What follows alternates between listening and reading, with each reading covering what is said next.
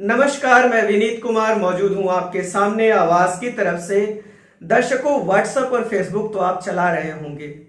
आप देख रहे होंगे कि आपके व्हाट्सएप और फेसबुक पर नए नए तरह के वीडियो, नए नए तरह के विश्लेषण और नए नए तरह के कंटेंट आने लगे होंगे। उन कंटेंटों में यूपी के हाथरस की घटना का तुलनात्मक अध्ययन किया जाने लगा होगा। कभी उस घटना को राजस्थान से तो कंपेयर किया जा रहा होगा, तो कभी उस घटना को देश के किसी कोने में घटने वाली अन्य घटना से कंपेयर करके यह बताया जा रहा होगा कि अन्य जगह होता है तो ऐसा होता है, उत्तर प्रदेश में ऐसा क्या हो गया कि सब लोग पीछे पड़े हैं।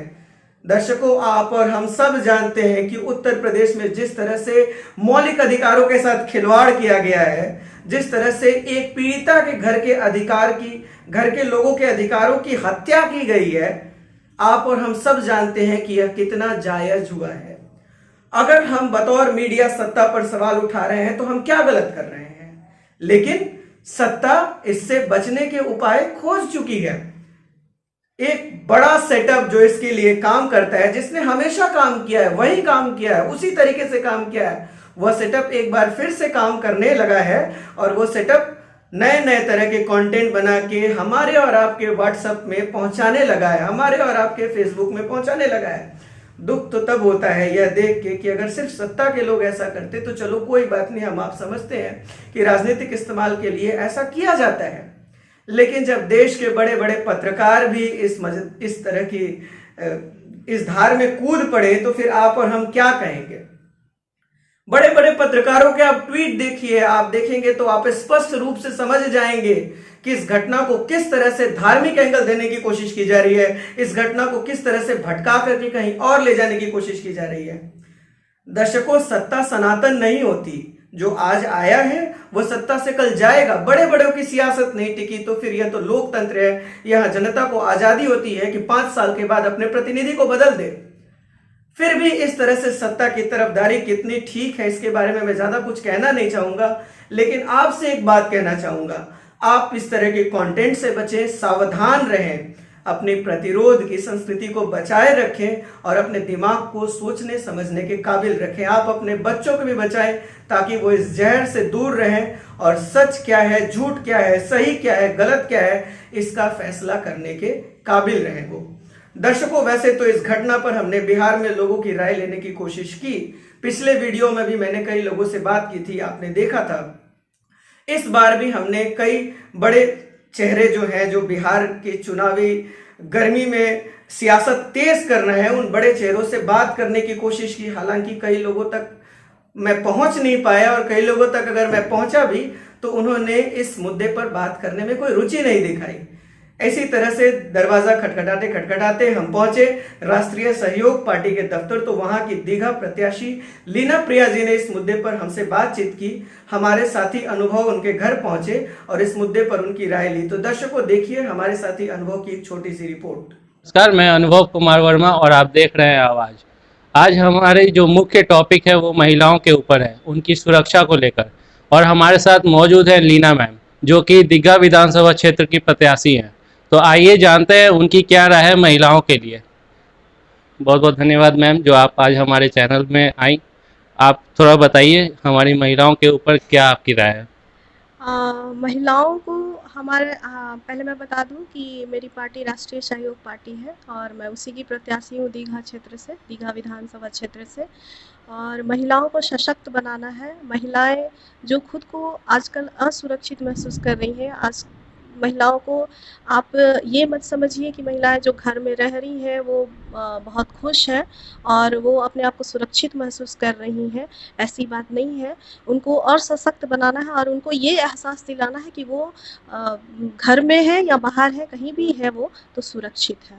और हम उनके हक में बात करेंगे और उनके लिए मैं लड़ूंगी और सच्चाई के साथ लड़ूंगी, सकारात्मक सोच के साथ लड़ूंगी।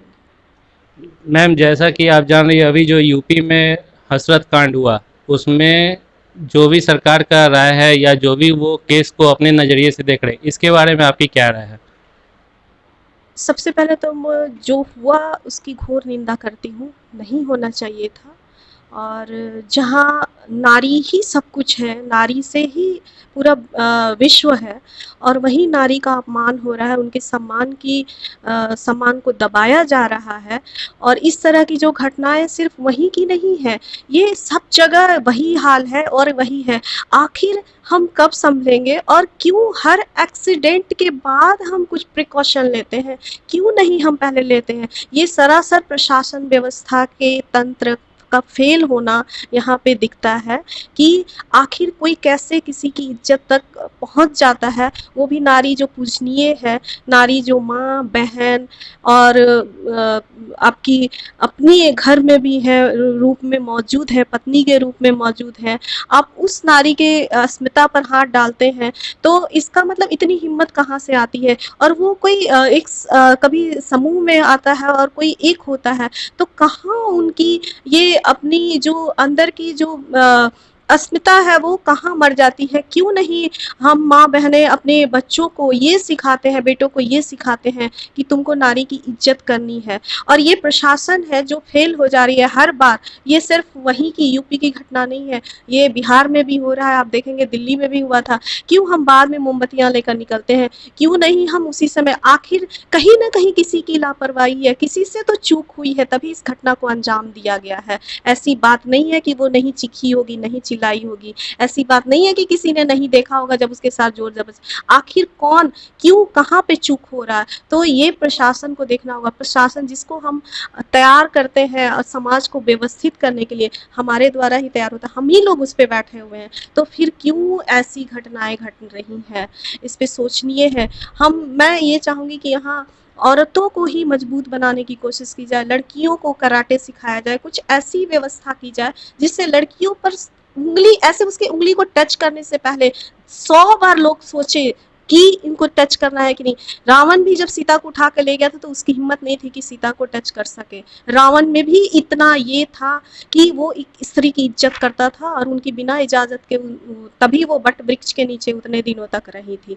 तो ये बहुत जो नारी का अस्तित्व को बचाने का जो मुद्दा है, ये बहुत महत्वपूर्ण है, और इस पे हम नारी को ही आगे आना पड़ेगा और कुछ सोचना पड़ेगा। और जब मेरी सरकार आएगी, मैं जीत के आऊंगी, तो मेरा वादा है कि मैं इस पे कुछ ना कुछ बहुत ठोस कदम उठाऊंगी। जैसा कि देखने में आ रहा है मैम कि अभी सोशल मीडिया पे इस जो हसरत कांड हुआ, इसको लेकर केस को भटकाया जा रहा है सरकार के द्वारा या और भी जो अलग उनके लोग हैं, तो इसके बारे में आपकी क्या राय है?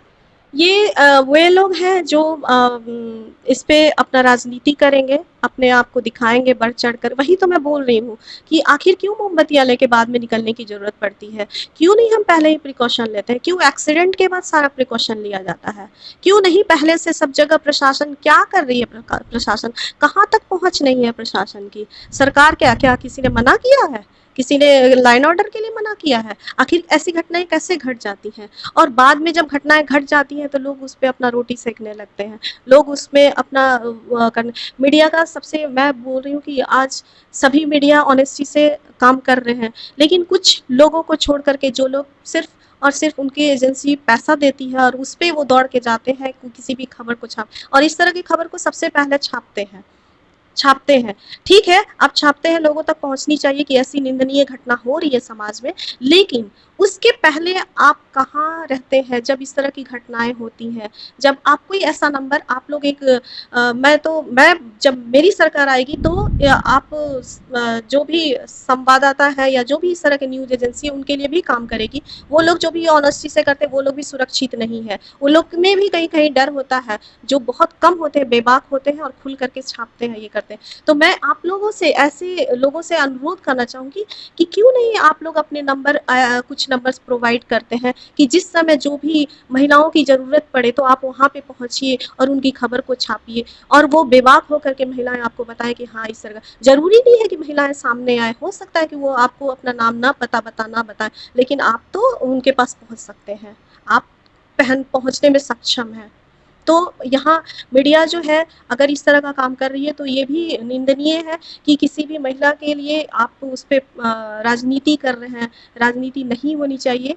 राजनीति मैं कहूँगी कि राजनीति कीजिए आप, नेताओं के बीच में कीजिए, रिश्तों के बीच में कीजिए, लेकिन इस तरह की राजनीति मत कीजिए जहाँ पे औरतों की इज्जत से खिलवाड़ हो रहा है और औरतों की इज्जत बेची जा रही है और बिक रही है।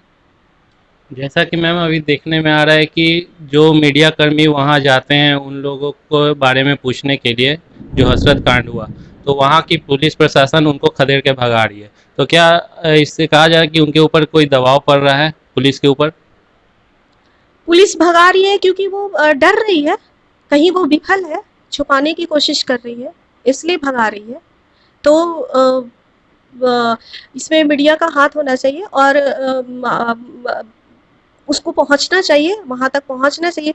मैं देख रही हूँ कि आप मीडिया क्या, मैं देख रही आज वीडियो में देख रही थी, उसमें उनके परिवार को भी नहीं मिलने दिया जा रहा था, उस बच्चे के परिवार भी रो रहे थे, उनको भी नहीं मिलने दिया गया। तो आप लाख उसके ऊपर कार्रवाई कर दीजिए, आप डीएम को सस्पेंड कर दीजिए, आप एसपी को सस्पेंड कर दीजिए, सब कुछ कर दीजिए, आप मीडिया को मत पहुंचने दीजिए, लेकिन उसका क्या होगा जिसकी एक बेटी खो गई है, उसका क्या होगा जिसकी बहन चली गई है, उसका क्या होगा जिससे आप मिलने नहीं दे रहे हैं, उसके लाश को गाड़ी में बंद करके रखे हुए हैं, उसकी माँ रो रही है, उसके परिवार वाले रो रहे हैं। ये कौन सी राजनीति कर रहे हैं आप?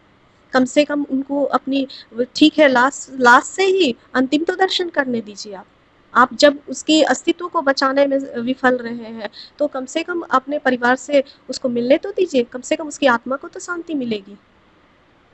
अगर मैम आपकी पार्टी सत्ता में आती है तो आप महिलाओं के सशक्तिकरण एवं उनकी सुरक्षा के लिए क्या करेंगी? मैं बहुत मेरी पार्टी अगर आती है और मैं अगर आती हूँ तो बहुत सारे, सबसे पहले मैं महिलाओं के लिए ठोस कदम उठाऊंगी और जो लोग समाज के लिए ऑनेस्टी से काम कर रहे हैं, ईमानदारी से कर रहे हैं, उनके लिए मैं कुछ कदम उठाऊंगी। और सबसे पहले तो मैं जो आप रोड देख रहे हैं, आप आए होंगे, देखे होंगे कि क्या हालत है हमारे रोड की और दीघा विधानसभा क्षेत्र की। बस इसी की बात नहीं मैं कर रही हूँ, जहाँ भी आपको जाना है दीघा विधानसभा क्षेत्र में आप चले जाइए, सारे रोडों की यही हालत है और बहुत ही दयनीय हालत है। मुझे तो देख कर के तरस आता, मैं 20 साल से देख रही हूँ, झेल रही हूँ, लोग भी देखते हैं, लेकिन फिर भी वही लोग वही 2 लोगों को चुन करके लाते हैं जो लोग कुछ काम नहीं करते हैं। तो क्यों नहीं, मैं चाह रही हूँ कि आप लोग, ठीक है, इतने दिनों से आप लोग अपना बेकार वोट दे रहे हैं, तो इस बार आप, एक नई पार्टी आपकी आई है, राष्ट्रीय सहयोग पार्टी आई है, और मैं आप लोगों से निवेदन करती हूँ कि आप लोग चुनिए और अपना सही वोट दीजिए, क्योंकि हम अपनी पूरी समर्पण के साथ आपके लिए तैयार रहेंगे और खड़े रहेंगे और समाज को और बिहार को बदल के रहेंगे, उसमें परिवर्तन लाएंगे। बहुत बहुत धन्यवाद मैम आपका, जो आपने इतना कीमती समय हमारे लिए निकाला। तो ये थी लीना प्रिया मैम, जो दीघा विधानसभा क्षेत्र से प्रत्याशी हैं। दर्शकों, वादे तो कई है, ख्वाब तो कई हैं, सपने तो कई हैं। हर राजनीतिक दल वादों के साथ आता है। कुछ वादे पूरे होते हैं, कुछ वादे अधूरे रह जाते हैं।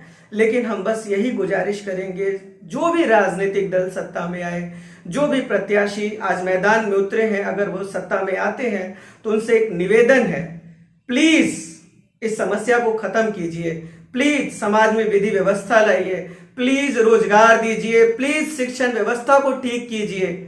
हम अब हिंदू मुसलमान नहीं चाहते हैं, हम अब एक सभ्य समाज चाहते हैं, हम एक शिक्षित समाज चाहते हैं, हम एक ऐसा समाज चाहते हैं जिसमें समाज का हर एक इंसान निडर होकर जी सके, चाहे वो स्त्री हो या पुरुष हो। प्लीज हमारी इस निवेदन को सुनिए और एक जिम्मेदार सरकार बनाइए। एक निवेदन मैं जनता से भी करना चाहूंगा, वोट आपकी बहुमूल्य संपत्ति है, इसको यूं ही जाया मत कीजिएगा। जाति, धर्म और कई तरह के और भी फैक्टर्स हैं जो आपकी इस बहुमूल्य संपत्ति को प्रभावित करने की कोशिश कर सकते हैं, लेकिन आप उसी को वोट दीजिए जो वाकई में बेहतर कर सके, जो वाकई में ईमानदार हो। नमस्कार दर्शकों।